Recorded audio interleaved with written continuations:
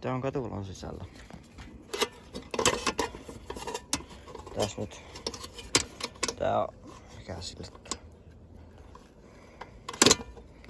Tää on mallia Onninen alle 50/70. Monikattari kattasuurikoinen nattorum.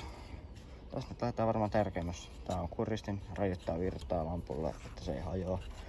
Sytytin antaa suuren jännitteen lampulla, että se syttyy. Se on kondensaattori, joka kompensoi jotain enemmän. Sillä ei ole niin iso virkkaa. Kytkenterima, huoltokytkin. Tuolla on poistin. Tuolla. Ja tässä on tämmönen, jolla saa säännöt pidetty auki. Siinä on rikkoutunut lamppu, se pitäisi vaihtaa. Tää on tehty kaikki johdot. Suojakupu. Tässä on kiinnitysruuvit. Ja joo, sellaista.